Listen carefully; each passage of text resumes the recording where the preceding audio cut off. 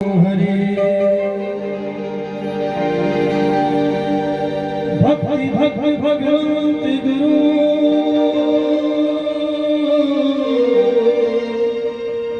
चतुर्नाम बपुए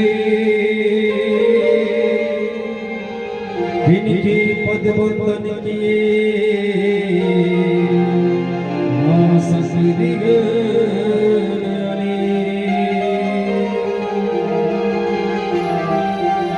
गुरुर्ब्रह्मा गुरुर्विष्णु गुरुर्देवो महेश्वर गुरुर्साक्षात् परब्रह्म तस्मै श्री गुरुवे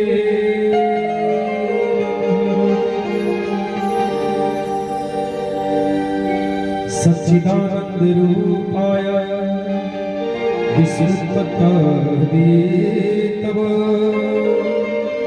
तापत्र विनाशाय श्री कृष्णाय नमः।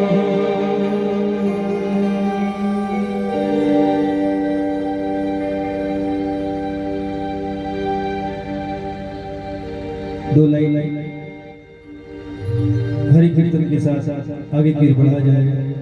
कहा गया है कि बड़ी भाग मनुष्य तन पावा। ये जो मनुष्य तन होता है ना, बहुत भाग्य से मिलता है, वरना खाना पीना सोना आप तमाम सारी चीज को देख लीजिए, सब लोग करते हैं। बछड़ा भी है तो भी खाता है, वो भी आराम करता है, वो भी सोता है। पक्षी जितने हैं सब लोग अपना अपना दाना पानी लेते हैं, वो भी अपने घोंसला में आराम करते हैं। पर ये जो मनुष्य का जीवन मिला है ना, आप इसी जन्म में भगवान की सेवा कर सकते हैं, भगवान का आराधना कर सकते हैं। इसलिए बड़े ही सुंदर भाव से आइए दो लाइन हमारे ठाकुर जी की चुनाव में एक भजन के साथ कहना है क्या? हरे कृष्ण कृष्ण कृष्ण हरे हरे हरे राम राम राम हरे हरे। ताली के साथ ऐसे नहीं, भजन में आनंद तब आएगा जब आपके समक्ष हमारे गोविंद बैठे हैं। कौन बैठे हैं? गोविंद बैठे हैं। तो सबसे पहली बात है कि आप इस मंच पे जो देख रहे हैं विराजमान हमारे गोविंद, इनके समक्ष बैठे हैं, ये साक्षात है। इसलिए जो भी कीजिए इनके साक्षात्कार के प्रत्यक्ष में कीजिए। और ताली के साथ कहना है क्या? हरे कृष्ण कृष्ण कृष्ण हरे हरे हरे राम राम हरे हरे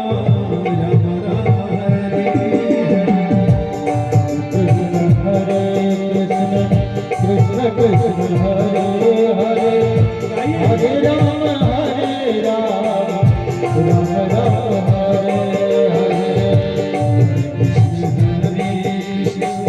कृष्ण कृष्ण हरे हरे हरे राम हरे राम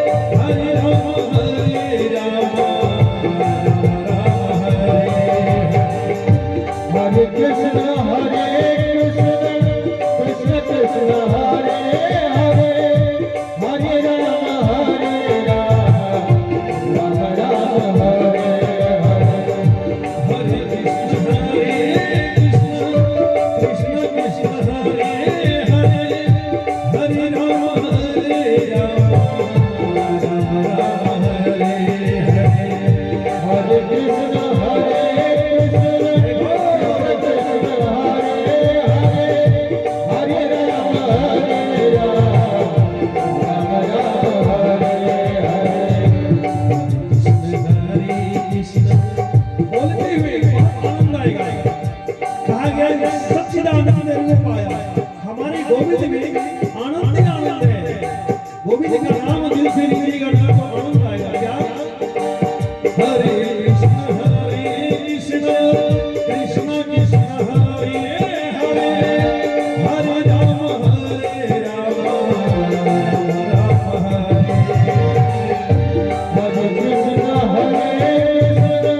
कृष्ण कृष्ण हरे हरे, हरे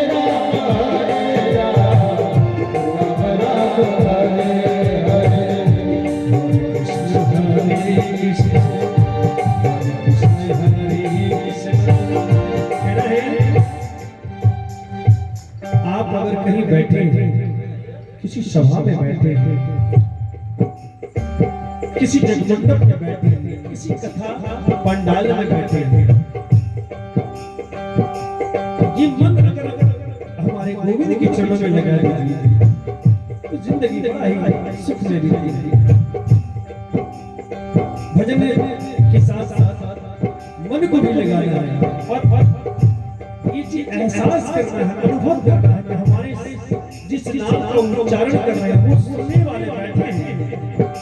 क्या हरे कृष्ण कृष्ण कृष्ण हरे हरे, हरे राम राम राम हरे हरे, कृष्ण हरे कृष्ण कृष्ण हरे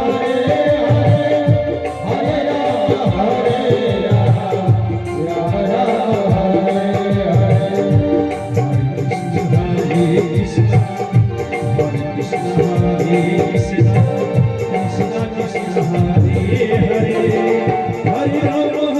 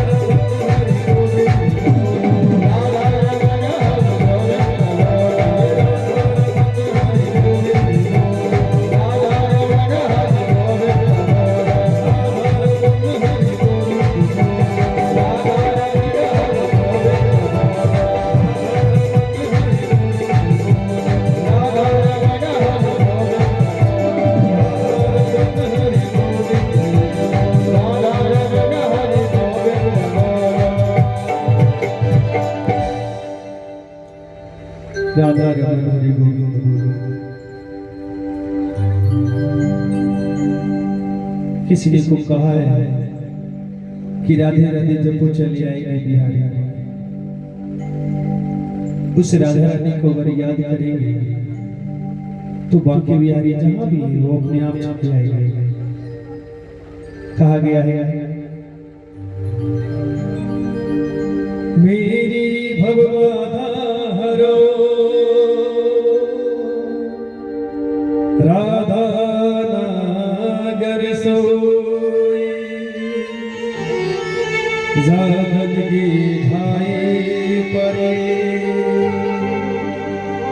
श्याम हरे दुख होए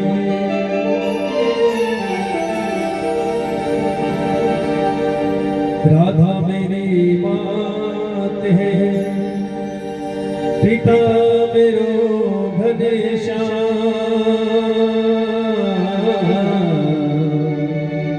इन दोनों के चरणों में मेरा कोटि कोटि प्रणाम कर्पूरी गौरव गणाय अवतार संसार सार भुजगीधार सदा वसंतम हृदयारविंदे भव भवानी सहितं नमामि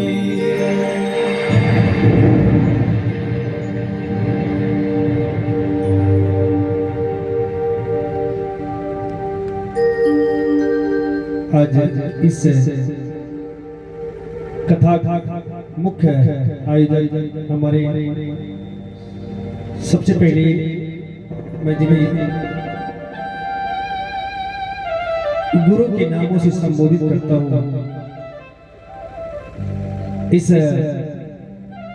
मठ का मठाधीश माननीय श्री विवेकानंद पांडे जी और तमाम सारे भक्त उनके साथ सहयोगी सभी मिलकर इस आयोजन को बनाए रखे। जैसा कि मैंने सुना कि 11 वर्षीय अनुष्ठान प्रारंभ है और आज हमें भी मौका मिला है माता रानी के चरणों में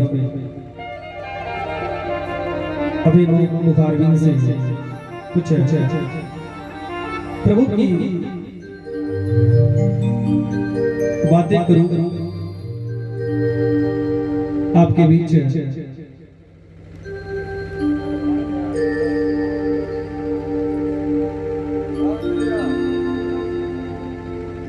बड़ा ही सुंदर स्वभाव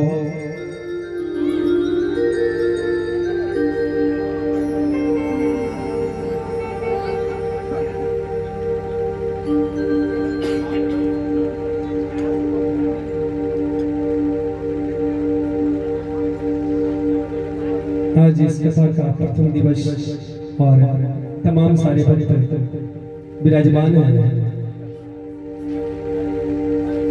और सबसे बड़ी बात तो ये है कि जितने भी भक्त हैं सब सबसे भक्त हैं। ये आवाज तो बहुत दूर तक जा रही होगी पर देखिए कहा गया है कि इस संसार में गंगा दो प्रवाहित होती है, जरा गौर कीजिएगा। गंगा दो प्रवाहित होती है, एक वो गंगा जिसमें हम लोग चलकर जाते हैं स्नान करने के लिए, एक वो गंगा है जिसमें हम लोग चलते जाते हैं स्नान करने के लिए और उसका नाम है, उनका नाम है भागीरथी गंगा। क्या नाम है? भागीरथी गंगा। और एक गंगा है जो आपके गांव में आज प्रवाहित की जा रही है। अभी से आज से लेकर 7 दिन तक धारा प्रवाह प्रवाहित की जाएगी। अब देखना तो ये है कि वो कौन होते हैं नसीब वाले जिनका भाग सबसे तेज हो, जिनका भाग जागा हो, वही तो गंगा में प्रवाहित अपना जल को इस्तेमाल करेंगे। जो प्रवाहित गंगा की जा रही है आपके गांव में, आप उसको कुर्सियां साइड कर लीजिए, पीछे थोड़ा सा साइड कर लीजिए, कुर्सियां साइड कर लीजिए और माताएं आप लोग इधर इधर विराजमान हो जाए। एक बात मैं बताऊंगा, सच्चे विद्यार्थी अव्वल नंबर से वही पास होते हैं जो गुरु के चरणों में बैठना जानते हैं। गुरु के चरणों में बैठकर जो ज्ञान हासिल करते हैं ना, वही विद्यार्थी जिला टॉप भी करते हैं। इसलिए मैं चाहूंगा कि जो लोग गुरु के चरणों में बैठे हैं सच्चे मन से ज्ञान को हासिल करेंगे। वो बड़े किस्मत वाले होते हैं जिनके गांव में एक गंगा प्रवाहित की जा रही है और उसे हम लोग कहते हैं भागवती गंगा। ये भाग्य से मिलता है, जिनके भाग्य में नहीं रहेगा ना वो नहीं मिलेगा। ऐसी बात नहीं है कि गांव में कितने सारे लोग हैं, और भी सारे हैं, बहुत सारे लोग हैं, पर आज उनके भाग्य में नहीं है तो वो इस भागवती गंगा में डुबकी लगाने से वंचित है। और जिनके भाग्य में है वो देखिए यहाँ पे हाजिर हो गए। एक बार जोर से बोलना पड़ेगा, राधे राधे। ऐसे नहीं। देखिए कहा गया है कि बच्चा भी उसको दूध कब मिलता है जब वो रो के दिखाता है। तो हम लोग इनके संतान के बराबर है, और जब तक हम लोग रोना नहीं दिखाएंगे ये आंखें नहीं खोलेंगे। बैठ जाइए माता जी, एक बार जोर से जरा दो, हम खड़ी कर बोलेंगे राधे राधे।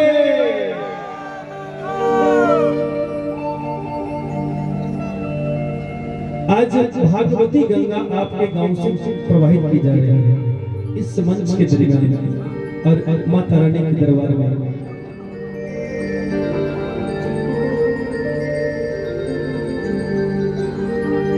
इसलिए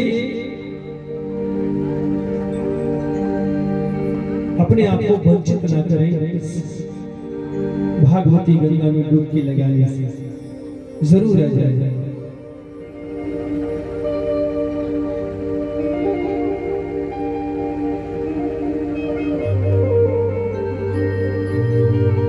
कहा गया है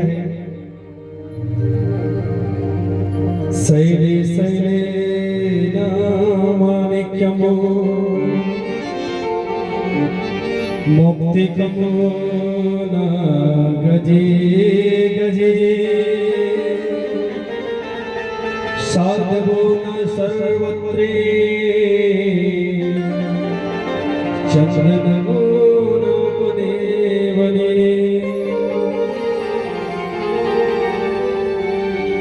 बड़ा सुंदर सा भाव। शैल मतलब कहा गया है पहाड़ को। आपके इर्द गिर्द भी पहाड़ बहुत सारा, ये वज्रगंज के पहाड़ है, वो राजगीर पहाड़ है, इधर गया पहाड़ है, हर जगह शैल कहा गया है पहाड़ को। शैले शैले न मानिक्यों, हर पहाड़ पर मानिक जैसा पत्थर उपलब्ध नहीं होता। मौक्तिकम न गजे गजे, गज मतलब हाथी और मुक्ति मतलब मोती। हर हाथी के मस्तक पर मोती का पट्टा उपलब्ध नहीं होता। उसी प्रकार से साधु न सर्वत्र, सच्चा साधु आपको हर जगह उपलब्ध नहीं है। और चंदन में बनी बनी हर जंगल में चंदन की लकड़ी उपलब्ध नहीं होती। इसलिए मैं तो यही चाहता हूँ कि आपके गांव में इतना सुंदर सा माता रानी का मंदिर है, माता रानी का दरबार है। बड़े बड़े सौभाग्यशाली वो गांव होता है, बड़े भाग्यशाली वो गांव होता है जिनके प्रवेश द्वार पर स्वयं माता रानी विराजमान है। कभी भूल से भी कोई ऐसे आपदा विपदा मुसीबत उस गांव में प्रवेश करने से वंचित हो जाता है। क्यों? क्योंकि कहा गया है कि बच्चे को प्रसादी तब होती है जब मां लापरवाह होती है। और आप जानिए कि आपकी माता, हम सबों की माता हमेशा तत्पर तैयार है। बोली कामाख्या महारानी की। इतनी बड़ी सौभाग्यशाली, आप लोग भाग्यशाली हैं। और आज सारा काम में विलंब, क्योंकि कहा गया है शुरू जब स्टार्ट होता है ना तो थोड़ा सा विलंब होता ही है। हमारे पंडित जी महाराज जी सुबह से लगे हुए हैं और वो भी पीछे नहीं हट रहे हैं, चाहे धूप जितना बढ़ जाए, तेज हो जाए, कोई बात नहीं। ये जो भूख का ज्वाला जितना बढ़ना बढ़ जाए, पर काम संपन्न करके ही अपना फुर्सत में आएंगे।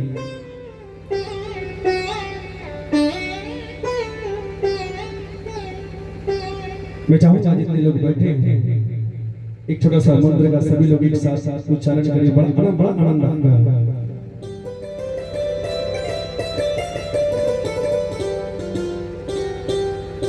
सच्चिदानंद रूपाय। गाइए सब मिलके, बड़ा आनंद आएगा। सच्चिदानंद रूपाय विश्वोत्पत्तिहेतव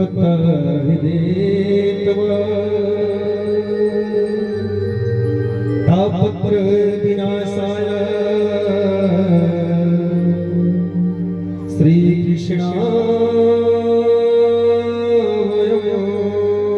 नमः। सच्चिदानंद रूपाय,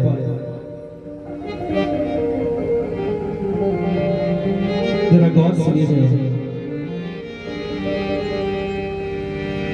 कितना सुंदर सा ये वाक्य मिला। सच्चिदानंद रूपाय,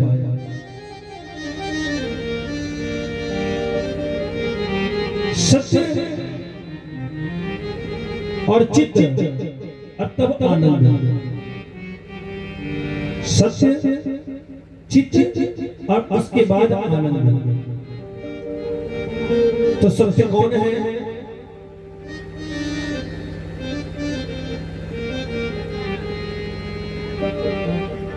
गीता में भगवान श्री कृष्ण कहने लगे कि एको हम भूतियो नास्ति,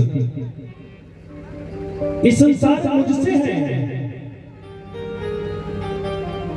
और मुझ में ही संसार है और मेरे सिवाय संसार में कोई और नहीं है। हम लोग थोड़ी थोड़ी सी बात के लिए अहम बना लेते हैं कि मैं हूं। जैसे ही अपने नाम के आगे मैं का संबोधित होता है ना, मनुष्य के अंदर एक ईर्ष्या, एक घमंड भावना प्रवेश कर जाती है। और सोचिए, जो इतने बड़े संसार को चलाने वाले हैं, जिनके चित्त एक बार देखने से न जाने कितने जन्मों का पाप हट जाता है, पर कहा गया है दर्शन भी करो तो दिल से करो, ना कि अखियां सेकने का काम आए तो देख के और चल जाए। मैंने देखा है कई लोगों को भी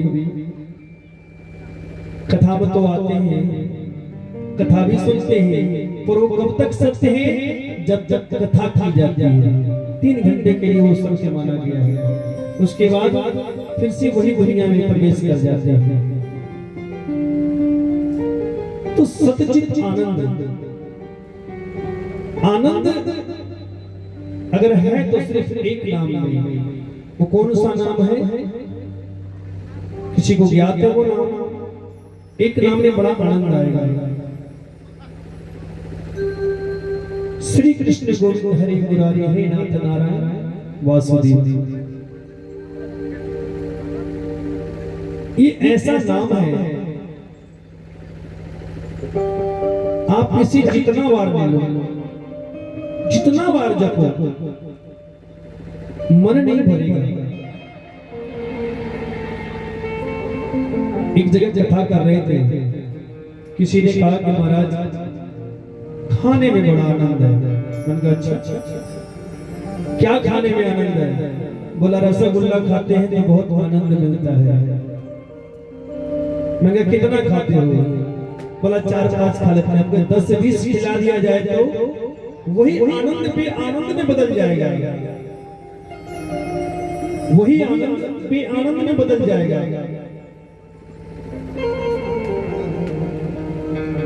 इसलिए सच्चे मन से, दिल से जो भगवान प्रभु का नाम लेगा, उसका जीवन आनंद ही आनंद में गुजरेगा।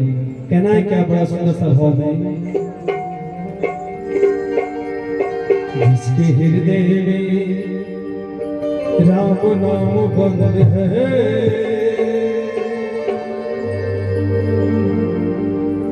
अच्छा यहाँ पर जितने लोग बैठे हैं, भक्त लोग बैठे हैं, सबके हृदय में राम बंद है।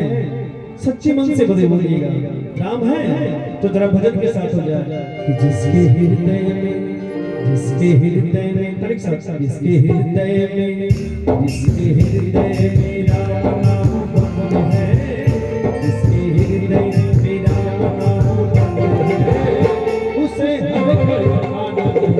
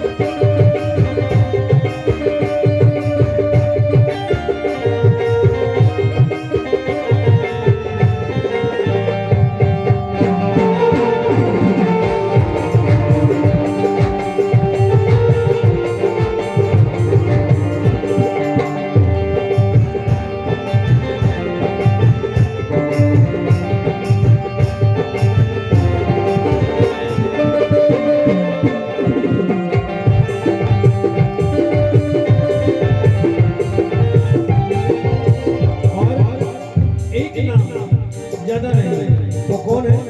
राम या श्याम। इसके सिवा कुछ लेने का जरूरत पड़ेगा नहीं आपको। किसी ने खूब कहा है कि हम सांस ले रहे हैं इस जान के बदौलत, हम सांस ले रहे हैं इस जान की बदौलत, और जान जिसमें है प्रभु श्री राम की बदौलत। वरना अभी अगर चाह लेंगे ये कथा मंच पर विराजमान है, प्रभु की कृपा हो जाएगी, समझाने कब इसको छोड़कर पर लोग को पर्दा हो जाएगा। इसलिए उसकी कृपा बरसी हमेशा। जिसके हृदय में राम नाम बंद है, जिसके हृदय में राम नाम बंद है, उसे हर घड़ी आनंद है, उसे हर घड़ी आनंद है। जिसके हृदय में राम नाम बंद है, उसके हृदय में राम नाम बंद है, उसे हर घड़ी आनंद है, उसे हर घड़ी आनंद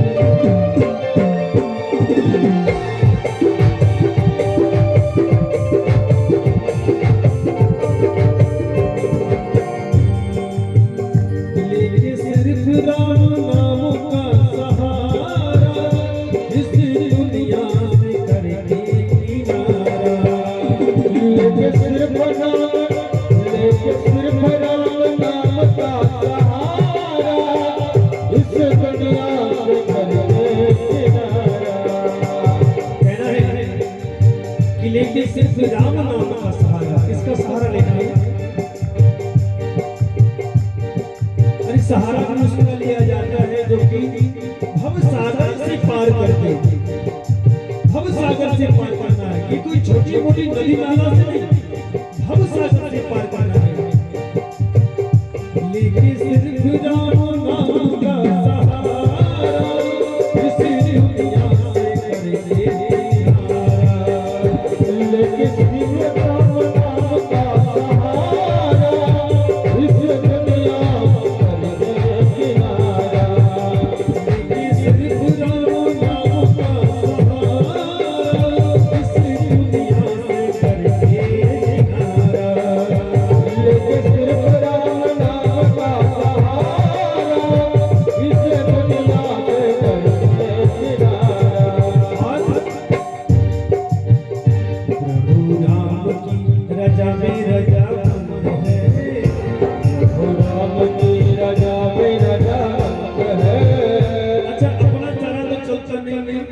अपना तो चला चलेगा नहीं जब तक उसकी कृपा नहीं होगी। तो कहा गया है करते हो तुम कन्हैया मेरा तो नाम हो रहा है, मेरा आपकी कृपा से सारा काम हो रहा है।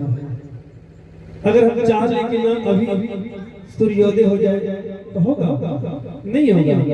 हम चाह लें कि दिन में 10 बजे रात हो जाए तो नहीं होगा, क्योंकि जब तक उसकी कृपा नहीं बरसती ना तब तक हम लोग कुछ नहीं कर पाते। अरे छोटी सी बात, हम मेरे जो इस शरीर को चलाने वाला जो सांस है ना वो भी अपनी मर्जी से नहीं ले सकते।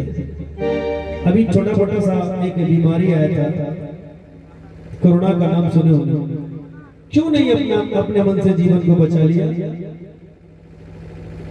बहुत पैसे वाले हैं, बहुत अच्छी बात है, धन होना बुरी बात नहीं है, धन होना अच्छी बात है, पर उतना भी धन में घमंड उतना हो जाए वो भी घमंड बेकार है, वो भी धन बेकार है जो किसी काम ना है। अपनी मर्जी से लोग हॉस्पिटल में सांस लेने के लिए भटक रहे हैं, क्यों? क्योंकि परमात्मा ने उनका टिकट काट चुका है। क्यों? प्रभु राम की रजा में रजामंद है। प्रभु राम की रजा में रजामंद है। प्रभु राम की रजा में रजामंद है। उसे हर घड़ी आनंद है। प्रभु राम की रजा में रजामंद है। उसे हर घड़ी आनंद ही आनंद है। श्री हृदय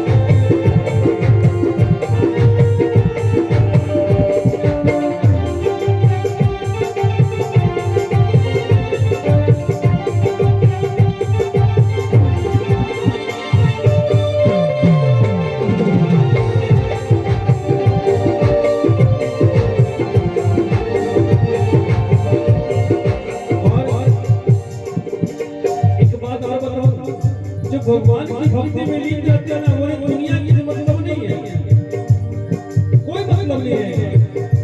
अगला क्या कह रहा है कोई मतलब नहीं, बस अपना मस्ती में झूमे जा रहा है, राम राम राम नाम जपे जा रहा है।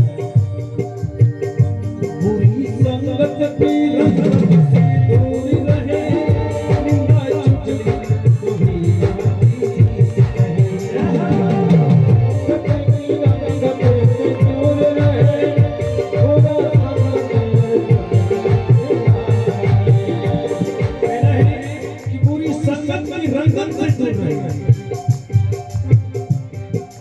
अच्छे आदमी को अच्छा शास्त्र मिलेगा, और जिसके अंदर मैल है ना,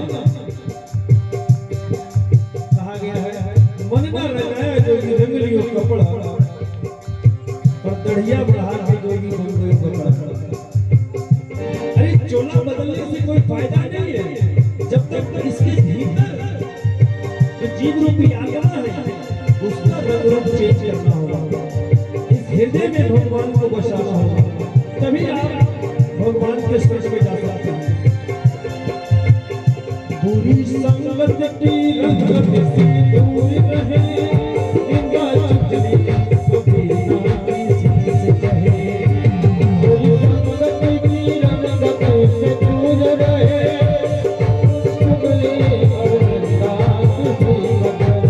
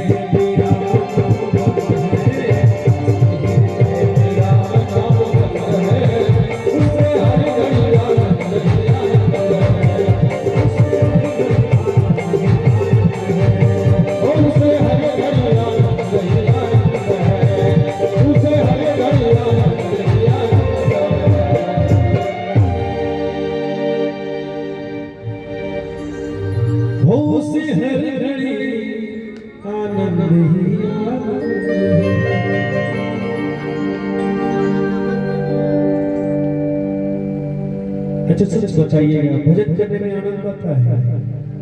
दिल से बोलिए भजन करने में जब आनंद आता है तो लोग फिर भी भजन करना पसंद नहीं करते। क्यों? क्योंकि इसलिए उछल कूद नहीं होता, बिल्कुल शांति मुझ से बैठिए और भगवान का भजन सुनिए, बड़ा आनंद आता है।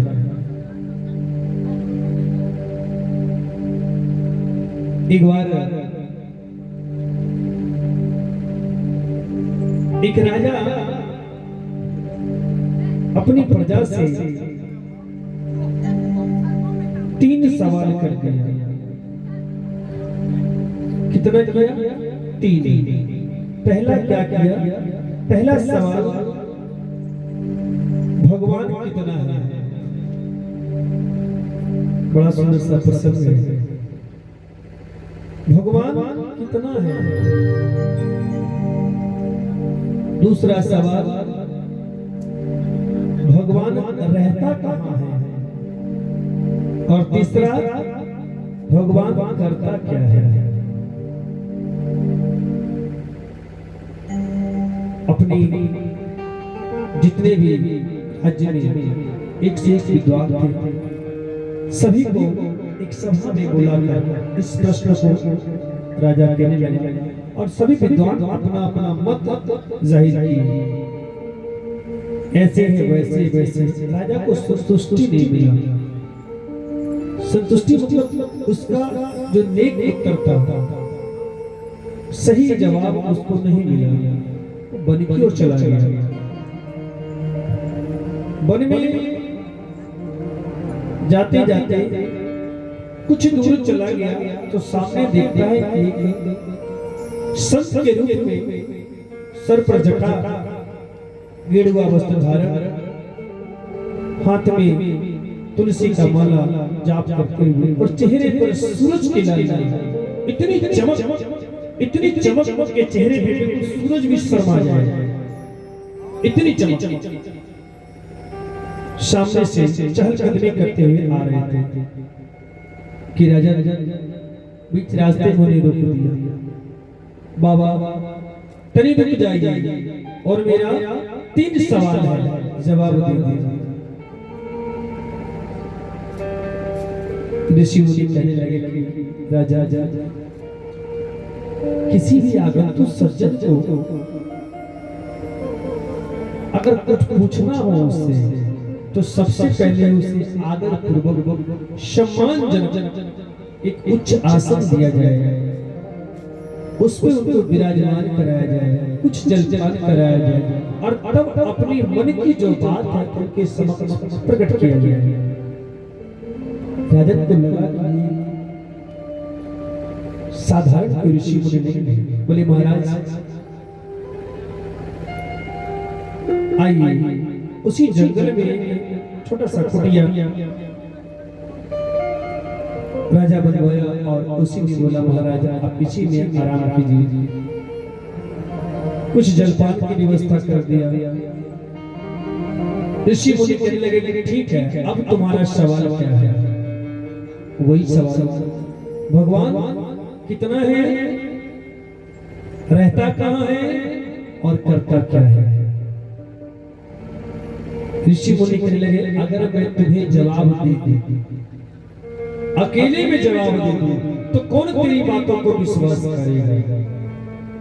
ये एक कलयुग है, यहाँ सच बोलने पे विश्वास नहीं करता है और तुम तो किसी के कहे पे भी कहोगे तो तुम्हारा विश्वास कौन करेगा?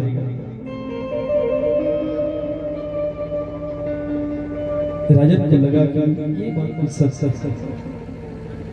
महाराज क्या आदेश है? बोले ऋषि मुनि बोले कि आप 30 दिन के बाद आओ। कितने दिनों के बाद? 30 दिनों के बाद, पूरी 1 महीना के बाद आएगा। और हाँ 30वां दिन ही आएगा। और उस दिन अपनी पूरी प्रजा को, पूरे नगर में ढिंडोरा पिटवाना कि आज मेरे प्रश्नों का उत्तर मिलने वाला है और सभी लोग आएंगे। राजा वहां से चला गया।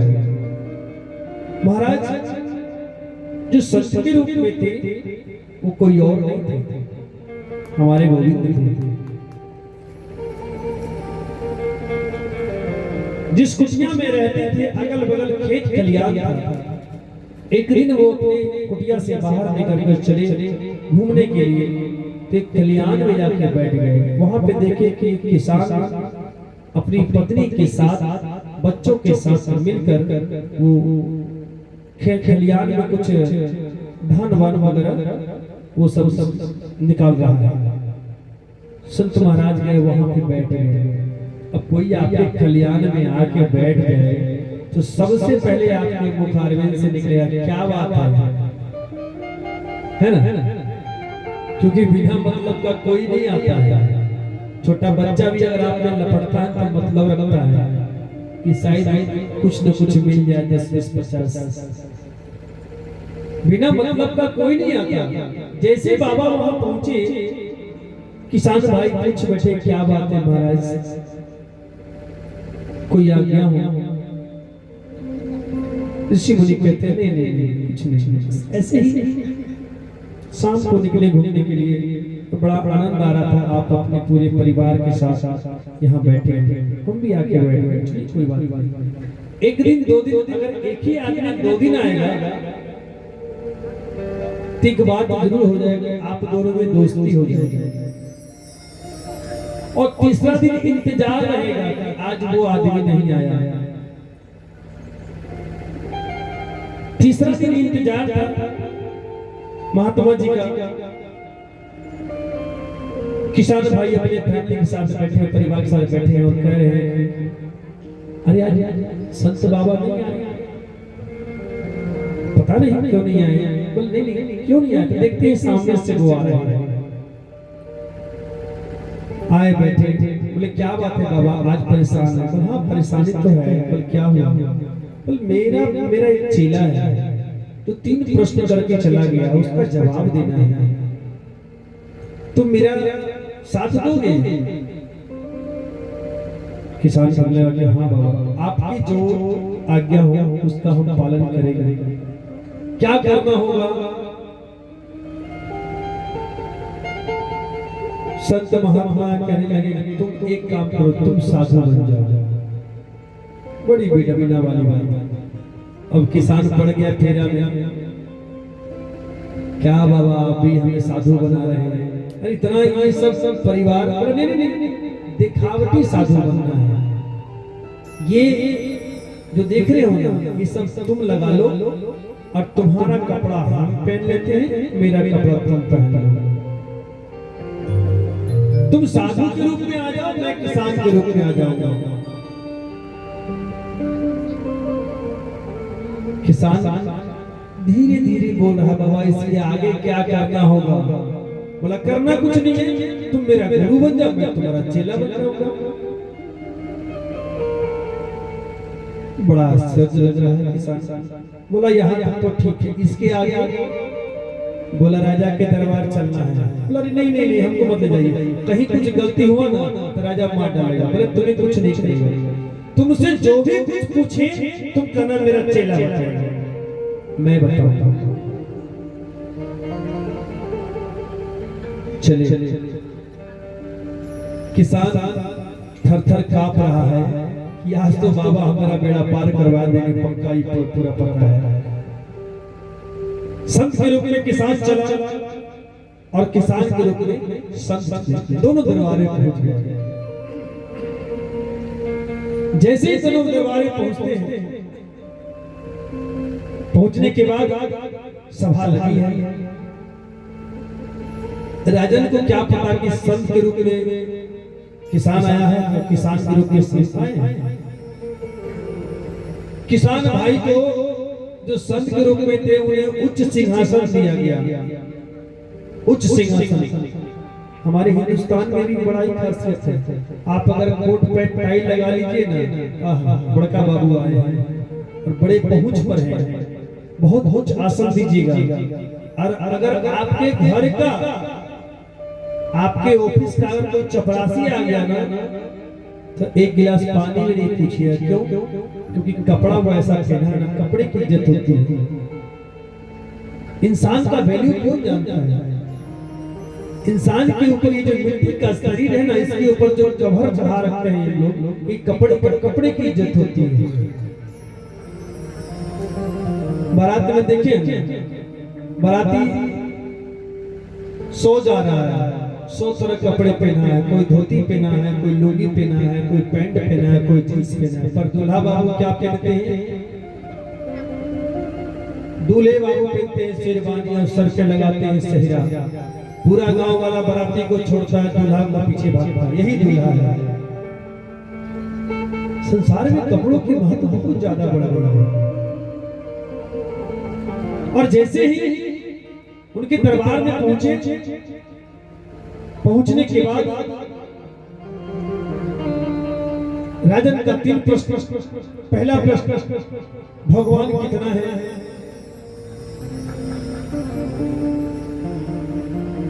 भगवान रहता कहाँ है? और तीसरा प्रश्न, भगवान करता क्या है? संत के रूप में जो किसान था ना, वो कहने लगा, एक छोटा मोटा सवाल मेरा चेला बताएगा। और चेला के रूप में स्वयं हमारे जगन्नाथ जी बैठे थे, हमारे गोविंद बैठे थे चेला के रूप में। बड़ा ही सुंदर सा जवाब दिए। बोले महाराज मैं अनपढ़ हूं, कुछ मुद्रा मंगाया जाए। मुद्रा मंगाया गया। ये एक मुद्रा हाथ पे रखा और कहने लगा आप बताइए कितना है? तो एक मुद्रा तो लोग एक ही कहेंगे एक है, वो नीचे रखा। फिर दूसरा उठाया, बोला कितना है? बोला 2। बोला दिखता कितना है? बोला 1। तो भगवान जो दिखता है वो संसार में एक है। भगवान एक है, भले हमें लाखों नाम से जानते हैं,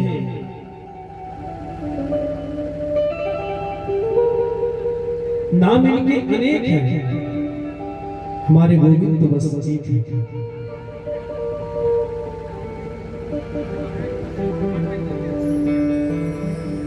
दूसरा प्रश्न, भगवान रहता कहाँ है? जरा गौर कीजिएगा। बहुत संसार में आजकल धर्म के लोग पीछे भाग रहे हैं। बहुत हमारे पॉइंट है।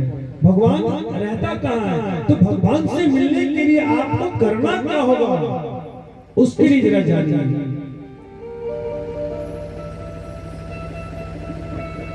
संत के रूप में, किसान के रूप में जो सोचते बैठे थे, बोले मुझे 1 कटोरा दूध मंगाया जाए। तो कटोरे में दूध लाया गया और वो उंगली घुमाते गए। राजन कह रहा है भाई तुम कर क्या रहे हो? बोला मैंने सुना है कि दूध से घी निकलता है। बोला अरे पागल, ऐसे थोड़ी घी निकलता है, इसको गर्म करना पड़ता है। इसकी ऊपर जो छाली होती है ना, वो निकालते हैं, फिर उसे गर्म करते हैं, फिर उससे मक्खन वो निकलता है, फिर उसको गर्म करने के बाद घी अपना रूप में आता है। संत महाराज के रूप में जो किसान थे, बोले अरे मूर्ख, इतना आसान है भगवान से मिलना? इतना आसान समझते हो भगवान से मिलने का?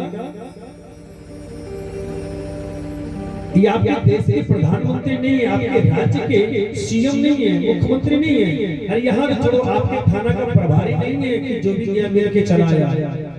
ये परमपिता परमात्मा परमेश्वर है। इनसे मिलने के लिए आपको सत्य के राहों पे चलना होगा, सत्य की आग में जलना होगा, अपने आप को पवित्र करना होगा।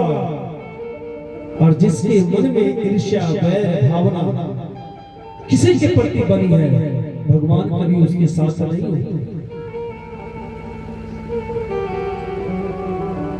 कभी साथ नहीं होते भगवान उसके। भगवान को पाना इतना आसान नहीं है। इस श्रीमद् भागवत कथा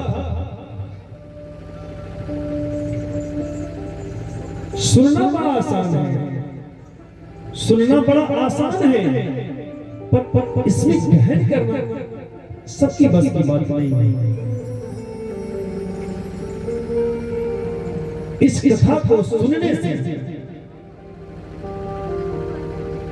इसकी बातों को समझने से, इसकी बातों को अमल करने से लोग निसंशय हो जाते हैं, निर्भय,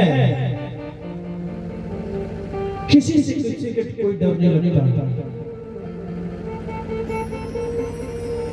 और वो बिंदास रहता है, हमेशा मस्त रहता है, क्योंकि उसे पता है कि जिसके साथ मेरे गोविंद है, जिसके साथ मेरे प्रभु श्री राम है, उसे कोई बाल वाका नहीं कर सकता।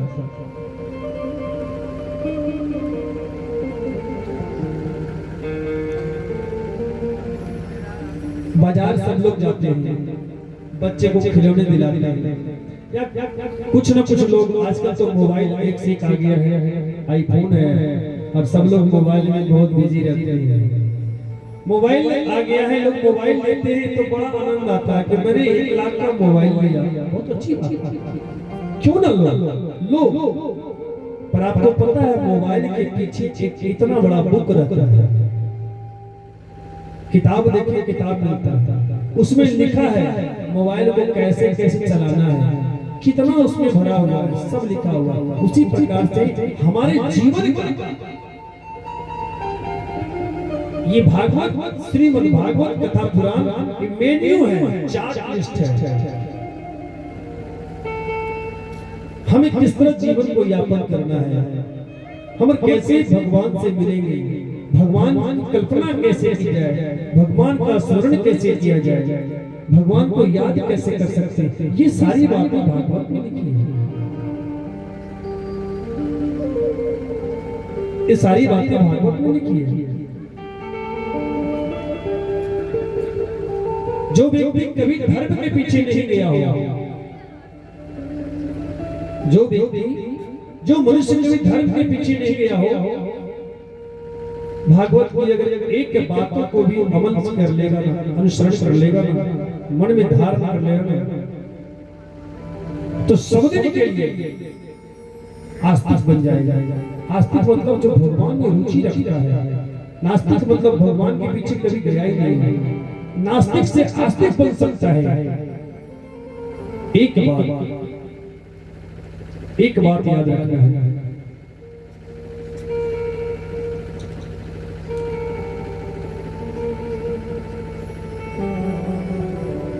इसलिए जहां भी आपको इस चीज को सुनने को मिले, देखने को मिले, कभी पीछे मत हटिए, हमेशा उसे सच्चे मन से ग्रहण कीजिए। एक बार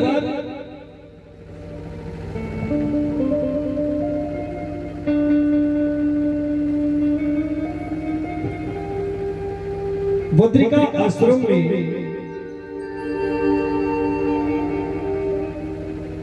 सभी ऋषि मुनि का हम लोग मीटिंग कहते हैं। कितना ऋषि मुनि, 88,000 ऋषि मुनि एकत्रित हुए। क्या हुए? एकत्रित, जमा हुए। किसके लिए जमा हुए?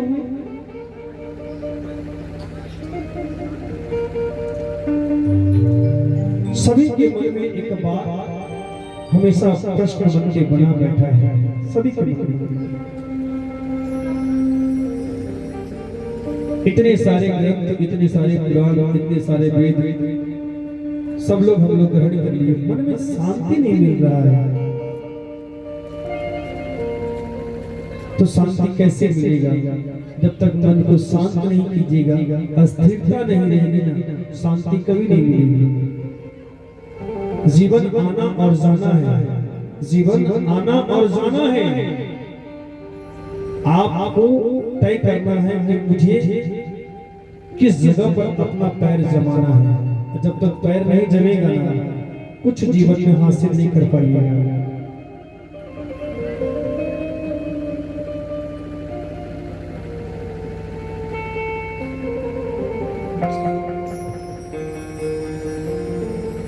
सभी ऋषि मुनि एक साथ जमा हुए। जमा होने के बाद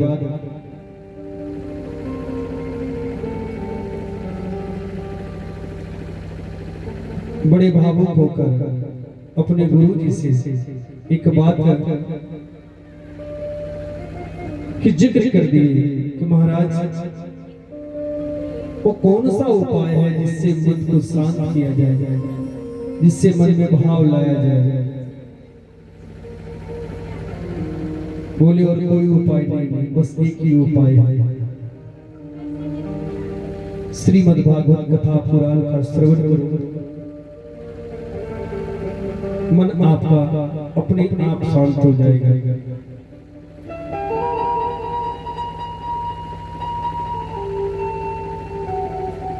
इसलिए अगर मन में शांति लाना हो तो भगवान का सुमिरन करते रहना चाहिए। आइए 2 लाइन भजन के माध्यम से आगे की ओर चलेंगे।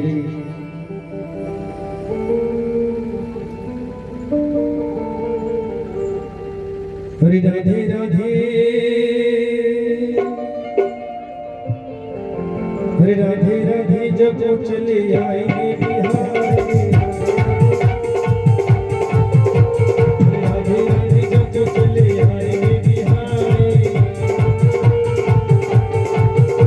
अरे आएंगे बिहारी, हाँ आएंगे बिहारी, हाँ आएंगे बिहारी। ऐसे नहीं गाली के साथ अभी देखिए बिहारी जी को जोड़े जोड़े कैसे आएंगे? आएंगे बिहारी, हाँ आएंगे बिहारी, हाँ आएंगे बिहारी।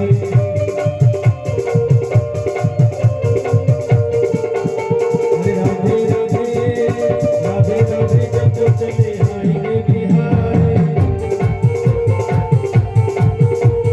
राधे राधे, जब चले आएंगे बिहारी। अरे आएंगे बिहारी, हाँ आएंगे बिहारी, हाँ आएंगे बिहारी।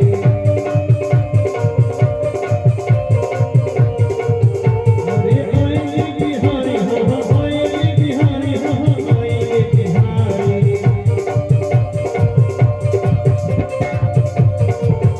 अरे राधे राधे, राधे राधे, राधे राधे, जब चले आएंगे बिहारी।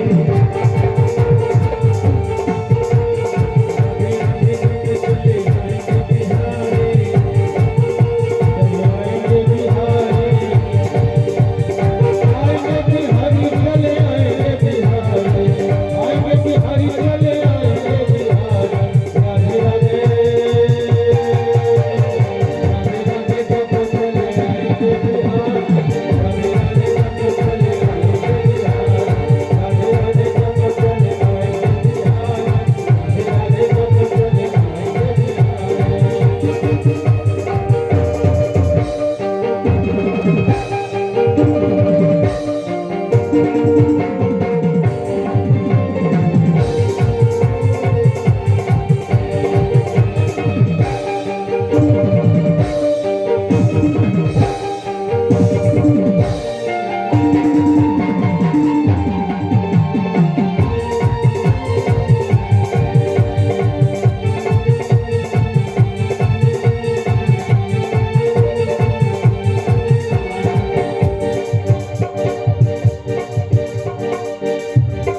कहा गया है चले आएंगे बिहारी, चले आएंगे बिहारी। किसका नाम जपना है? तो एक नाम राधे राधे का। आप दिल से नाम जप के देखो, मेरे बाकी बिहारी कहीं भी है वो स्वयं चले आएंगे। क्या? हरे राधे राधे, राधे राधे, जब चले आएंगे बिहारी। राधे राधे, जब चले आएंगे बिहारी। राधे राधे, जब चले आएंगे बिहारी। राधे राधे, जब आएंगे बिहारी। आएंगे बिहारी, चले आएंगे बिहारी, चले आएंगे बिहारी। आएंगे बिहारी, चले आएंगे बिहारी, चले आएंगे बिहारी। आएंगे बिहारी, चले आएंगे बिहारी, चले आएंगे बिहारी। आएंगे बिहारी, चले आएंगे बिहारी, चले आएंगे बिहारी। राधे राधे, राधे राधे, जब चले आएंगे बिहारी। राधे राधे, जब चले आएंगे बिहारी। राधे राधे, जब चले आएंगे बिहारी। राधे राधे, जब चले आएंगे बिहारी।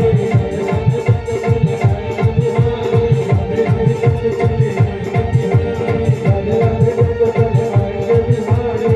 राधे राधे, जब चले आएंगे बिहारी। राधे राधे, जब चले आएंगे बिहारी। जब वहां पर सारे ऋषि मुनि पहुंच गए, सब लोगों ने जिद कर दिया सूत जी से कि व्यास जी हमें ये बताइए कि संसार में वो कौन सा ऐसा चीज है जिससे मन शांत हो जाए और निर्भय हो जाए। व्यास जी कहते हैं बस वो एक ही चीज है, श्रीमद् भागवत इसका श्रवण कीजिए। ऋषि मुनि कहते हैं कि इसके बारे में हमें विस्तार से बताइए और किन किन लोगों ने इसका श्रवण किया, जरा मुझे ये बताइए।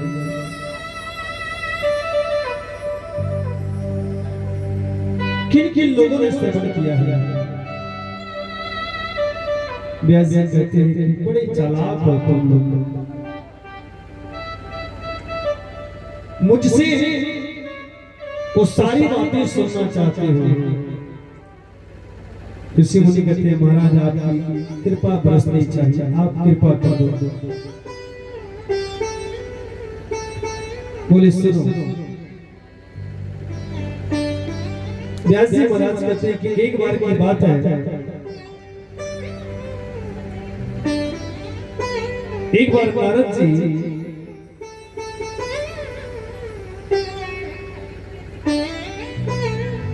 पृथ्वी लोक से ब्रह्मलोक में आ रहे थे। उनके मुख पर चिंता का विषय बना था। देखिए,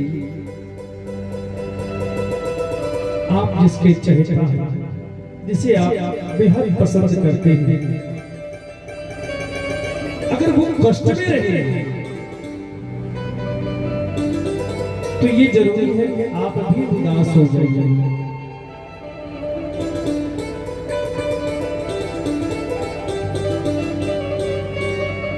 अगर वो कष्ट में है तो आप उदास हो जाइए। व्यास जी महाराज पूछते हैं कि ये बताइए नारद जी आपके चेहरे पर इतनी उदासी क्यों है? नारद जी कहते हैं क्या बताऊं, मैंने मृत्यु लोक में अजीब सी घटना देखी। बोले क्या देखी? बोले क्या देखे? हम तो यही देखे राजा अपनी प्रजा का भक्षण कर रहा है। क्या कर रहा है? विनाश कर रहा है।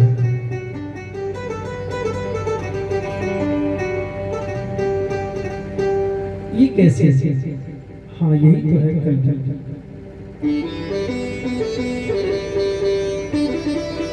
मैंने कुछ दूर आगे बढ़े तो मैंने देखा कि एक युवती जो है, एक महिला जो है, अपने गोद में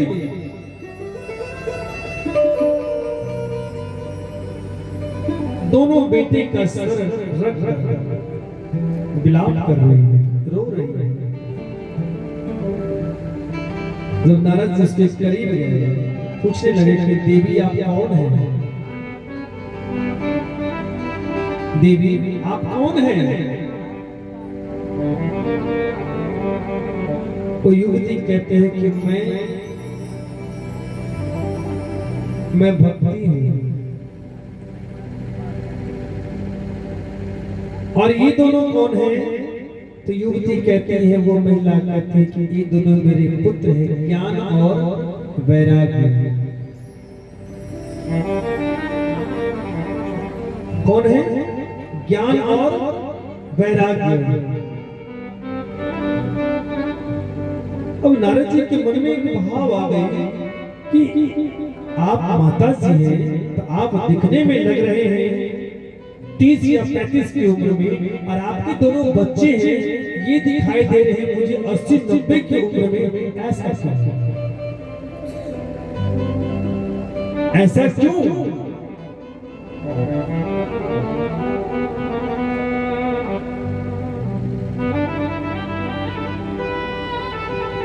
भक्ति बड़ी ही करुणा भाव में नारद जी से कहते हैं, महाराज इस कलयुग में मेरी तो पूजा होती है, ये बात है, भक्ति सबके मन में बैठा है, ऐसी बात नहीं है।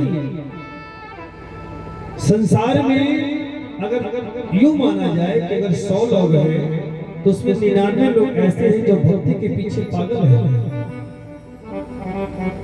पर सिर्फ भक्ति के पीछे ही पागल है, ज्ञान और वैराग्य उनके मन में नहीं है।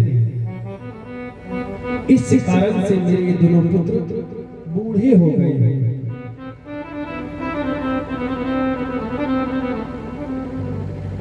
छोटा सा कोई सामान ले लो घर के लिए, या उसे उपयोग ना करें, कुछ भी आप रख दीजिए, अपने आप वो सड़ जाएगा। क्योंकि उपयोग होगा तभी ना उसका लालन पालन भी होगा। अगर लेके घर में सामान को रख दिए और उपयोग न किए तो सड़ जाएगा। उसी प्रकार से ज्ञान और वैराग का भी स्थिति हो गया। क्योंकि भक्ति के सबके मन में बसा है, पर ज्ञान नहीं है और वैराग नहीं है। किस प्रकार से भक्ति करनी चाहिए, किस प्रकार से ज्ञान हासिल करना चाहिए, यही तो नहीं है।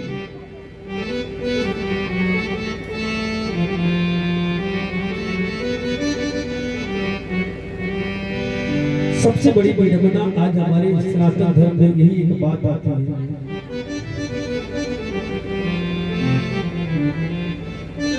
लोग धर्म को मानते हैं, ऐसी बात नहीं है, पर धर्म के बारे में जानना नहीं चाहते हैं। सिर्फ मानते हैं कि हाँ हम भी धर्म को मानते हैं।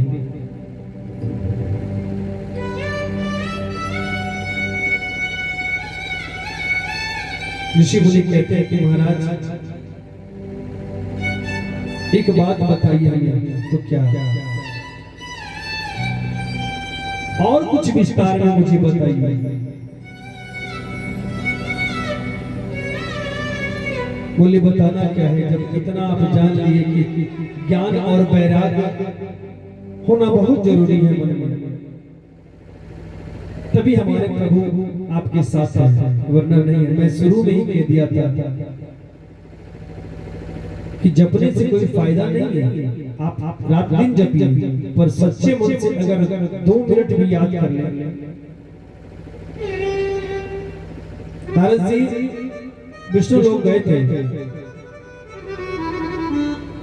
श्री सत्यनारायण स्वामी जब कथा आप लोग करवाते हैं घर में, तो उसमें लिखा है एक दादा नारद एक दादा लोग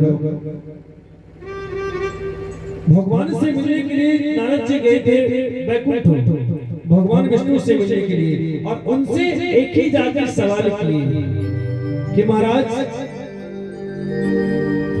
सतयुग त्रेता द्वापर में आपके नाम का हजारों हजार साल तप किया गया, यज्ञ किया गया, तब आप दर्शन दिए। इस कलयुग में किसको फुर्सत है? अरे कलयुग में तो कथा सुनने का फुर्सत नहीं, उतना दिन जग कौन करेगा? इस कलयुग में कथा सुनने का फुर्सत नहीं है, जबकि फ्री ऑफ कॉस्ट भगवान आपके बीच आए हुए हैं, स्वयं गोविंद आए हुए हैं, उसका समय नहीं। नारद जी कहते हैं महाराज बड़ी विडंबना है कलयुग में, कैसे आपका दर्शन होगा?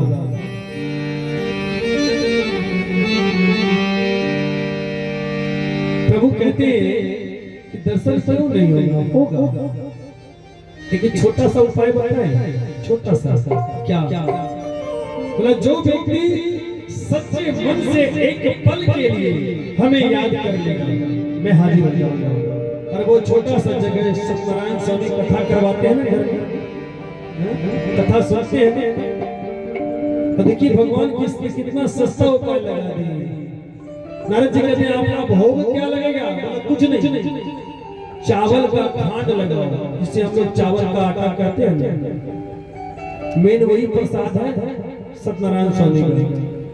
रसगुल्ला और इमरती नहीं है, क्या है? चावल का जो खांड का बनता है ना, वो हमारी तरफ से भुरभुरा कहते हैं, वही मेन प्रसाद है। इतना सस्ता भगवान कर दिए और फिर भी लोगों को फुर्सत नहीं है। क्या कहना है?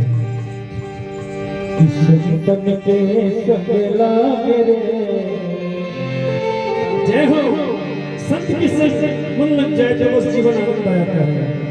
सतन के संग लाग रे तेरी अखे बने, सतन के संग लाग रे तेरी अखे बने।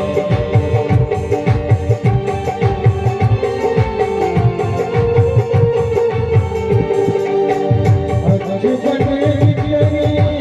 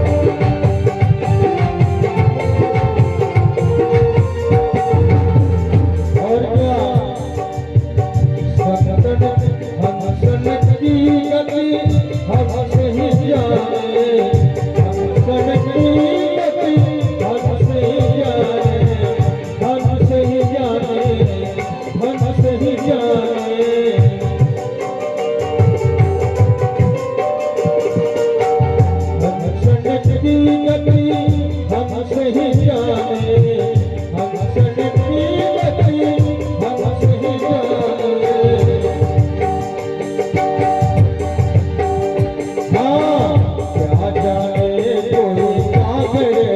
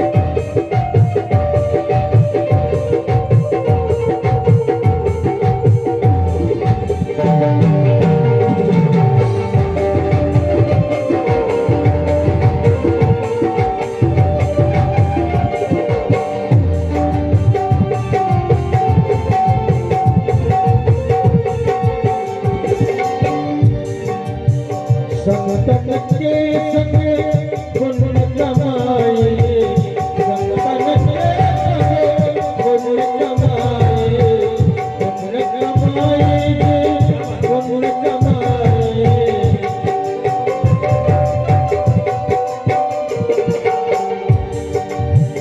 कोई तेरो बड़े भाग रे,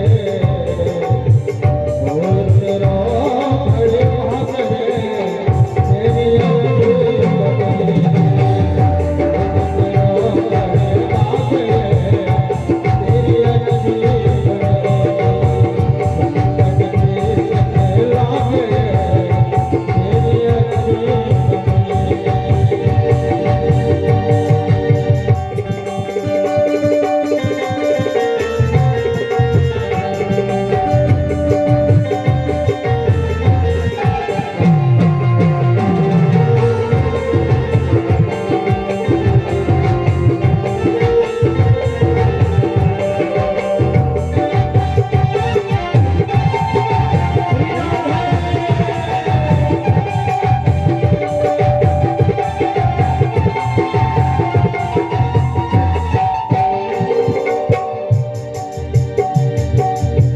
द्रौपदी बन गई प्रहलाद की बन गई, द्रौपदी बन गई प्रहलाद की बन गई, प्रहलाद की बन गई, प्रहलाद की बन गई।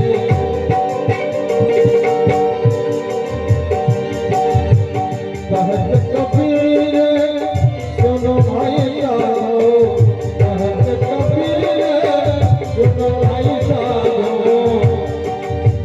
प्रभु सुमिरन में लाग रे तेरी अग्नि बनी, सुमिरन में लाग रे तेरी अग्नि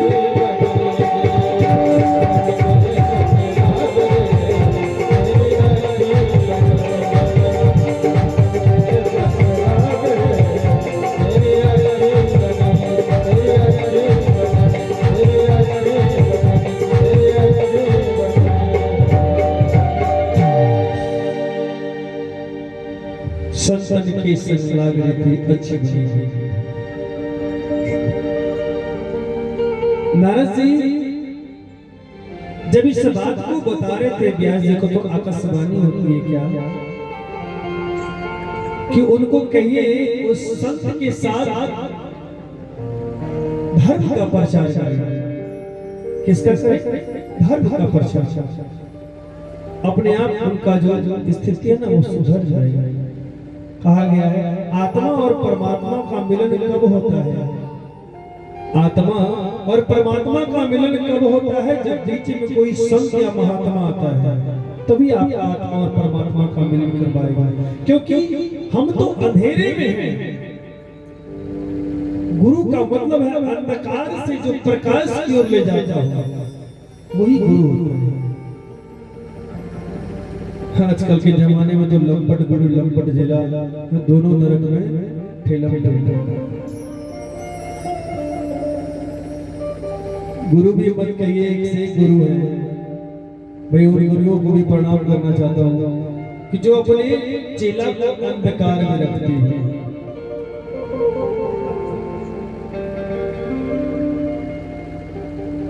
किसी ने कहा कि महाराज आप गुरु बन गए। मैं कहा मैं बनूं, हमारे स्वयं गुरु।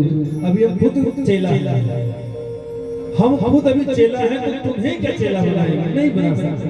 बनना हो तो दिल का चेला बनो। जब स्वयं जगत गुरु पालन करता बैठे तो हम तुम्हारा गुरु क्यों बने?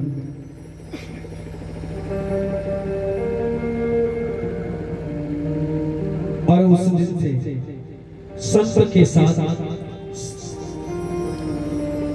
समय व्यतीत करने लगे। संत लोग जब प्रचार करना शुरू कर दिया, जब धीरे धीरे धीरे धीरे ये हर कथा पंडाल में जब कथा प्रवाहित की जाने लगी, लोगों के मन में जब ज्ञान का प्रकाश फैला और ज्ञान आने के बाद जब वैराग्य बना, वैराग्य का मतलब है दुनिया की मोह माया से परे हो जाना। ये नहीं कहते घर द्वार छोड़ छोड़ चल जाओ काशी बनारस, ऐसी कोई बात नहीं है। आप अपने घर में रह के भी वो काम कर सकते हैं जो कि लोग काशी बनारस में करते हैं, आप अपने घर में भी कर सकते हैं। लोग करना क्या चाहते हैं? लोग माया की नगरी में तो डूबे हैं, ये मेरा वो मेरा, ये मेरा वो मेरा। कहां से ज्ञान मिलेगा? कहां से प्रकाश होगा? कहां? आप तो अंधेरे में स्वयं कूदे हुए हैं और बदनाम करते हैं किसी और का।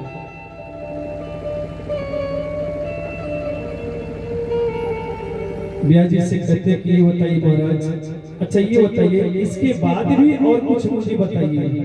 बोले क्या बताना है? बोला और थोड़ी विस्तार से बताइए।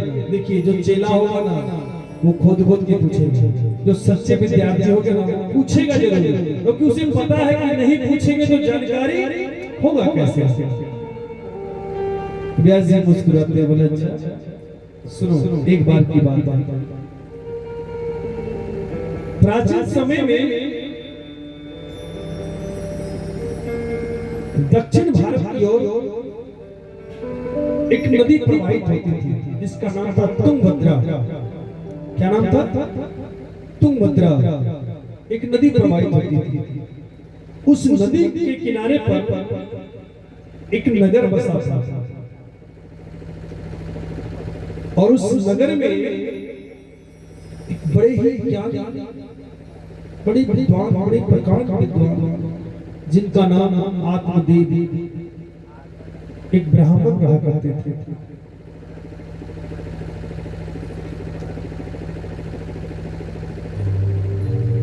एक दिन उनके मन में एक बात, क्या बात आ गई? लोग मुझे इतना जानते हैं, इतना पहचानते हैं, सब लोग सम्मान करते हैं। पंडित जी महाराज, पंडित जी महाराज, सब लोग इनका मान सम्मान करते हैं, मर्यादा करते हैं, पर मेरे घर में कोई संस्कार नहीं है। क्या नहीं है? एक भी संतान नहीं है।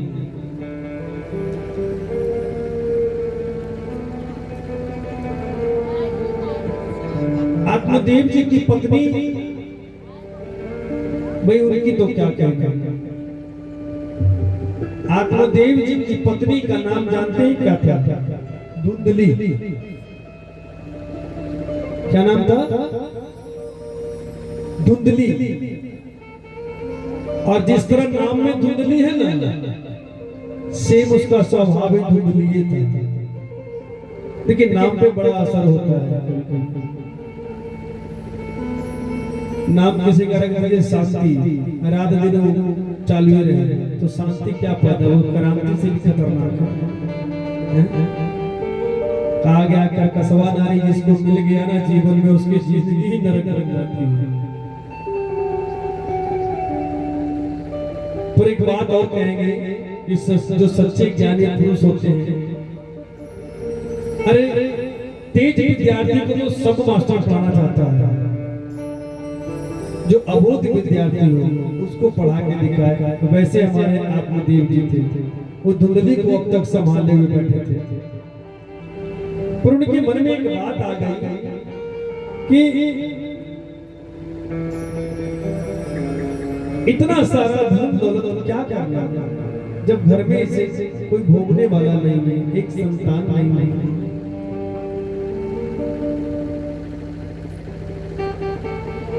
एक दिन वो खुदकुशी करना चाहे। देखिए नाम कितना सुंदर था, आत्मदेव।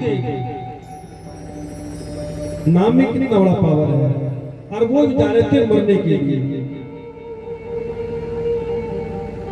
वो जा रहे थे मरने के लिए। सोचिए विद्वान आदमी का भी जब मति भ्रष्ट हो जाता है, समय जब खराब होता है तो क्या नहीं कर बैठता है। वो जा रहे थे आत्महत्या करने के लिए। जैसे ही नदी किनारे पहुंचे, जंगल की ओर जा रहे थे, तो जंगल में एक ऋषि मुनि संत महात्मा मिले। बोले सुनो, कहां जा रहे हैं, कहां जा रहे हैं? आत्मदेव जी कहते हैं कि मैं क्या बताऊं महाराज, मेरे साथ ऐसी ऐसी घटना घटी है। आपके आशीर्वाद से ज्ञान तो बहुत है, धन दौलत भी बहुत हमने कमाया, पर एक भोगने वाला नहीं है, एक संतान नहीं है।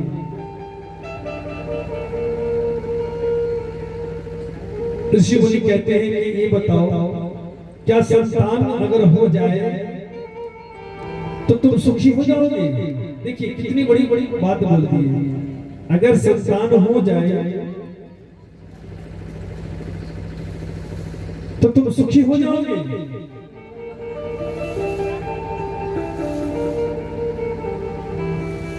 आत्मदेव जी कहते हैं और मन में विचार करना शुरू कर दिया।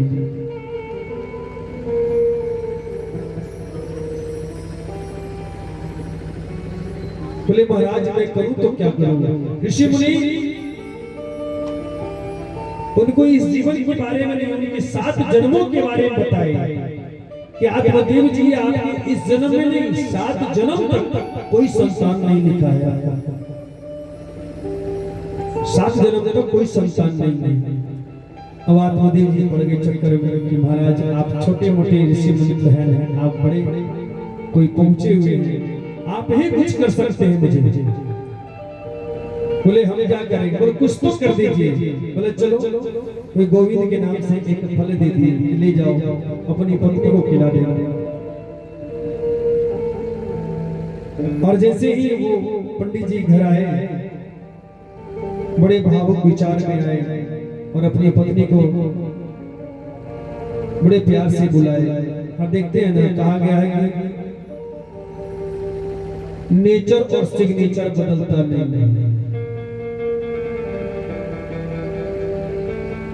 जिसका आदत झंझवाने का है ना, वो बढ़िया बात में झंझवाएगा। समझ गए? बढ़िया बात ही बोलिए ना, वो गर्म होके बोलेगा। तो इसीलिए नेचर और सिग्नेचर बदलता नहीं। बड़े प्यार से आए आत्मदेव जी और बड़े भावुक होकर कहेंगे सुनो इधर। दौड़ के आई और खटखटाते हुए। कैसे आई? खटखटाते, मतलब लड़ने के विचार से आई।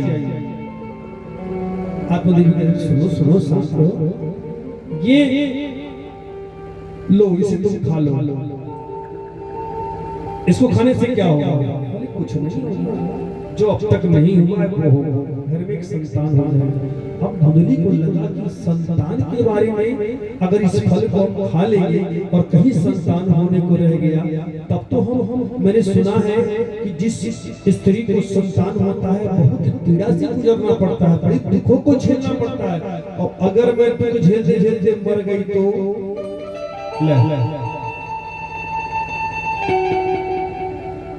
दुख झेलते झेलते अगर मेरे प्राण टूट गए तो नहीं, ऐसा नहीं हो सकता। और यहां तक सोचने लगी कहीं संतान हुआ और मेरे कहीं कोख में अगर संतान रहा और गांव में आग लग गया तो सब तो भाग जाएंगे, हम तो भाग नहीं पाएंगे, हम तो मरिए नहीं जाएंगे। सोचिए सोच कहाँ तक है, जिसका गलत सोच है ना बहुत दूर तक जाएगा, बढ़िया सोच वाला नहीं सोचेगा। मन में एक विचार किया, उस फल को हाथ में देख रही थी कि उसकी बहन आ गई। बोली क्या है दीदी? बोला सुनो ना, तुम्हारे जीजा जी दिए एक फल खाने को और कहते हैं कि संतान हो जाएगा। ऐसा कभी हुआ है? देखिए एक बात बताए, रेड़ के जड़ में रेड़े फूटता है, समझ गए? उसकी बहन और चालाक, बच्चे तो उसके पास बहुत सारे थे पर धन नहीं था। वो कहने लगी कि तुम चिंता मत करो, एक काम करो, फल को हटा दो और मेरी और तो एक बच्चा पल रहा है, मेरे पास तो बच्चे बहुत हैं, मैं अपने बच्चा तुम्हें दे दूंगी और तुम कहना अपने पति से कि बच्चा हुआ है, पर 3-4 महीने के लिए तुम मेरे यहाँ चलो। चली गई वहां पर। जाने के बाद कुछ दिन बीत गए, आत्मदेव जी को लगा खबर भेजवाई कि एक बच्चा हुआ है, लड़का हुआ है। बड़े खुशी के माहौल गांव में खुशियां मनाए, लोग खाए पिए, छठियारी मनाए। और वो जो फल फेंकी थी ना घर में, वो कोने में फल थी, उसको समेट कर गाय को जाके दिया। देखिए कितना नसीब खराब था आत्मदेव जी का कि घर में नहीं था बच्चा, गाय पाले तो गाय भी बाज थी, उस फल को गाय ने खा लिया। इधर अपने बच्चे का जब नामकरण कर रहे थे, उसी दिन उनकी गाय ने भी एक बछड़ा को जन्म दिया। अब देखिए जब बछड़ा जन्म लिया तो सिर्फ कान है गौ का, कान गाय का और पूरा शरीर मनुष्य का है। तो उस दिन उसका भी नाम रखाया। इधर धुंधली का बेटा धुंधकारी के नाम से प्रसिद्ध हुआ, उधर गौ का बेटा गौकर्ण के नाम से प्रसिद्ध हुआ।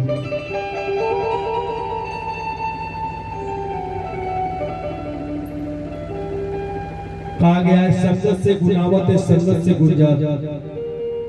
अब जिसका गुर्गे है खपाट तो चेला तो करवे करेगा ना जपाट। धुंधली का बेटा धुंधकारी इतना क्रूर हुआ, इतना क्रूर स्वभाव से कि कभी भी अच्छा काम नहीं किया, कभी नहीं किया, हमेशा बुरा काम करता जा। और नतीजा ऐसा हुआ, करते करते करते करते समय ऐसा आया कि अपने पिता जो भी घर से बाहर निकाल दिया। इस पीड़ा में उनकी माता जी प्राण त्याग दिए। अब तो धुंधकारी हो गया अकेला। और ये सब चीज को देखकर बड़ा आश्चर्य हुआ गोकर्ण जी को। गोकर्ण जी भी बहुत समझाने की कोशिश की पर नहीं माने, तो वो भी गोकर्ण जी चले गए काशी बनारस चले गए ज्ञान हासिल करने के लिए। कुछ दिन बीता, धुंधकारी नसीबाज जुआरी बेश्यालों में जाना, पैसे उड़ाना, धन को उड़ाना, चोरी चमारी करने लगना, मतलब जितना भी गंदा काम है सब धुंधकारी करने लगा। एक दिन ऐसा हुआ कि वो 5 स्त्री को अपने घर ले आया और घर में प्लान बना रहा था कि राजा को कैसे लूटना है।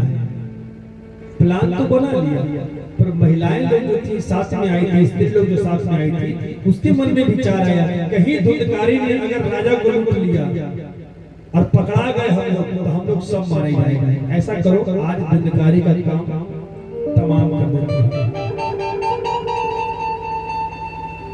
रात में भोजन करके विश्राम वाले में विश्राम गृह में गया धुंधकारी, और जैसे ही विश्राम करने लगा कि आधी रात में सब स्त्री आई जो जिसको उसको लाया था घर में।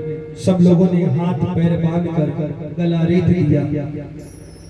मतलब 4-5 टुकड़े करके घर में एक बोड़ा में बांध करके छोड़ छोड़ और घर में आग लगा के रफा दफा भाग गए।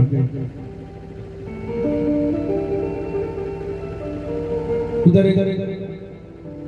गोकर्ण महाराज जब ज्ञान हासिल करके सोचे कि अपने गांव की ओर चलते, अपने गांव आ रहे थे, आके देखते हैं कि जिस घर में हम रहते थे उस घर में जाते थे, देखते हैं कि उजड़ा हुआ घर है, वीरान घर है, आग लगा है, दीवारें गिरी है, पूरा तहस नहस। फिर भी एक रूम को साफ सुथरा करके उसमें रात में विश्राम किए। तो विश्राम करने लगे, आधी रात में उन्हें रोने की आवाज आ रही है, चिल्लाने की आवाज आ रही है, जैसे कोई मार रहा हो और पूरा बेचैन हो, बचाने का अपने आप में मतलब अपने भाई को याद कर रहा, अपने परिजन को याद कर रहा, इस तरह आवाज आने लगी। गोकर्ण जी उठ के देखते हैं, इधर उधर झांकते हैं, कौन हो भाई? अब कोई दिखाई देता हो ना। 2 बार 3 बार 4 बार, आखिरी में एक आवाज गोकर्ण जी के कान तक पहुंची कि भैया मैं धुंधकारी हूं, मेरे साथ ऐसा ऐसा घटना घटा और मैं बहुत पीड़ित हूं भैया, मुझे इससे छुटकारा दिलाइए। गोकर्ण जी बड़े मायूस हो गए, भाई किसी का भाई चला गया। बोले तुम चिंता मत करो,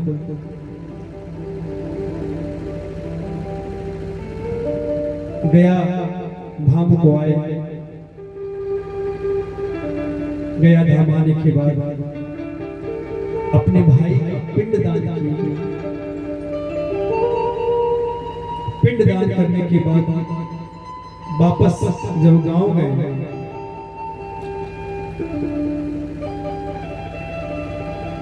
तो 7 दिवसीय श्रीमद् भागवत कथा का आयोजन किया। जो लोग पिंडदान करते हैं ना अपने पूर्वजों का, उनको कम से कम कथा अवश्य सुननी चाहिए। 7 दिन का ना ज्यादा ताटपलाट हो, अकेला एक ब्राह्मण से भी सुनना बहुत जरूरी होता है। अब वहां तो भागवत जहाँ पे हो रही थी, जहाँ पे कथा हो रही थी, यहाँ पे दुष्ट आत्मा का प्रवेश नहीं है, एक बात निश्चित समझिएगा, दुष्ट आत्मा यहाँ पे आएगा ही नहीं। अब धुंधकारी जाए तो जाए कैसे? जहां जाए वहां पे भगवान विराजमान है, वहां से भाग जाए। तो इधर उधर झांक के देखा तो देखा एक कच्चा बांस पड़ा है, उस बांस में हवा के जरिए प्रवेश कर गया। उस बांस में 7 ही गिट्ठा होता है ना, पोर, 7 ही पोर। जैसे ही 1 दिवसीय कथा समाप्त हुई, एक गिट्ठा फट गया। इसी प्रकार से 7 दिन दिया जब समाप्ति हुई पूर्णाहुति के दिन, तो अपने आप वो बांस अलग अलग हो गया। उस बैकुंठ से विमान आया, उससे ले जाया।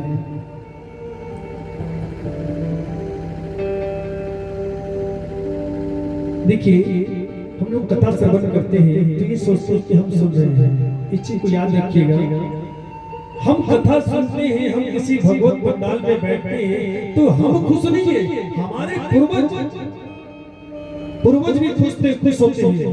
भू से एक ऊपर होता है लोग भुवर लोग। हम लोग यहाँ बैठे हैं तो इसके ऊपर ना हमारे पूर्वज खुशियां मना रहे हैं कि चलो कोई तो हो मेरे घर में ऐसा कि कोई तो भगवान का शरण में गया, भजन सुन रहा है, भागवत कथा सुन रहा है, और वो खुशियां मनाते हैं, खुश होते हैं, हमारे पूर्वज खुश होते हैं। हम तो होते हैं, हमारे पूर्वज भी खुश होते हैं। कहा गया है घर में अगर किसी को सर्विस लगता है ना तो कहता अब इसका खानदान सुधर जाएगा।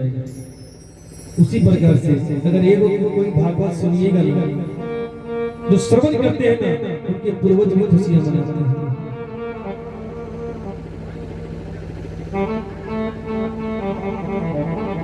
इस प्रकार से धुंधकारी को मुक्ति दिलाई और मुक्ति दिलाने के बाद अगली बार फिर से श्रावण महीने में गोकर्ण महाराज फिर उसी गांव में कथा आयोजन की 7 दिवसीय। और इस बार पिछली बार जब किए तो सिर्फ उनका भाई वैकुंठ की ओर गया और इस बार जब किए तो स्वयं बांके बिहारी उन्हें लेने के लिए आया। देखिए तुम्हारे बांके बिहारी है कम नहीं है, तब देखते हैं अपने भक्तों को ना तो स्वयं दौड़े आते हैं। पर कहना है कि तुम भक्त बन के तो देखो, हम स्वयं आएंगे। और गोकर्ण जी को ले जाने के लिए स्वयं बांके बिहारी आए। गोकर्ण जी कहने लगे कि नहीं, मैं अकेला नहीं रहूंगा, ये जो इतने सारे भक्त बैठे हैं ना सबको ले चलिएगा। भगवान कहते हैं जैसी तुम्हारी इच्छा। भगवान बांके बिहारी स्वयं आए, अपने विमान में सबको बिठा था एक साथ वैकुंठ की ओर लेके चले।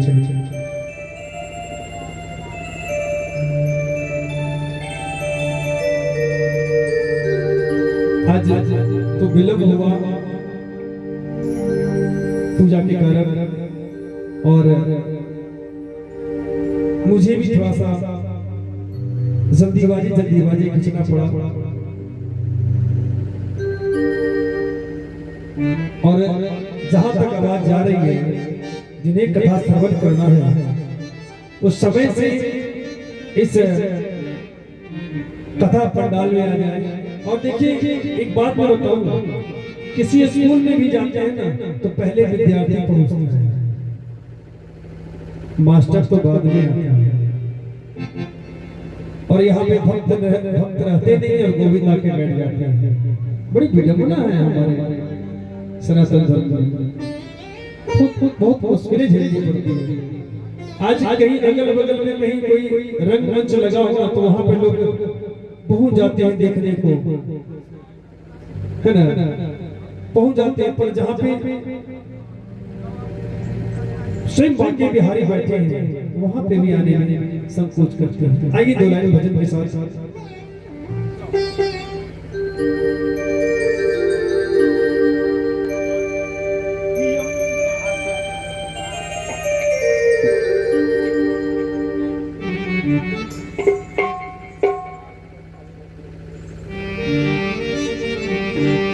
अमृत है हरि नाम जगत में,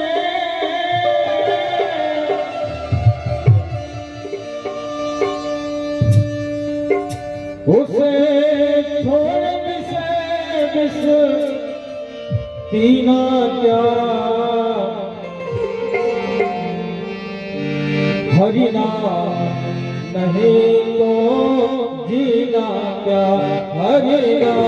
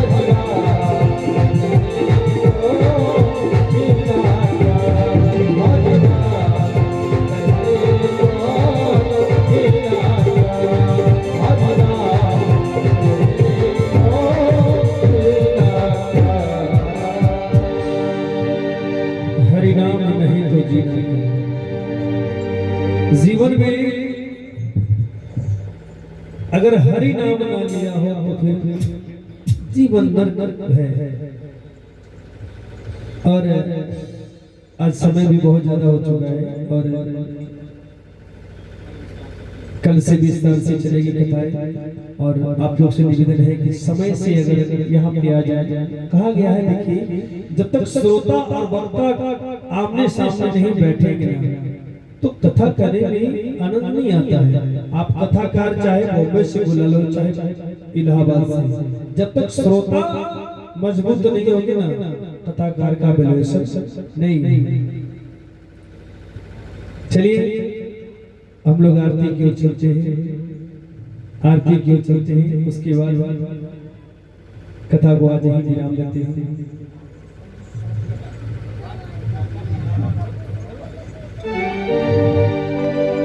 आरती में सब लोग खड़े हो जाएंगे।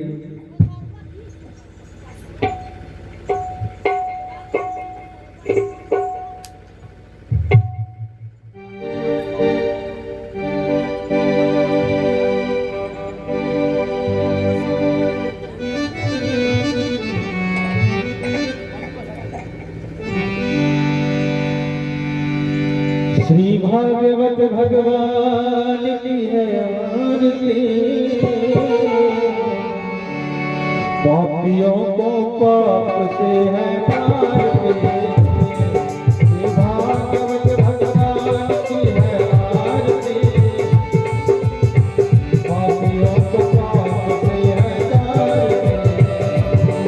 ये अमर ग्रंथ मुक्ति पथे पंचम में जाना, की जगाने वाला ये अमर ग्रंथ मुक्ति पथे पंचम में जाना, हरि नाम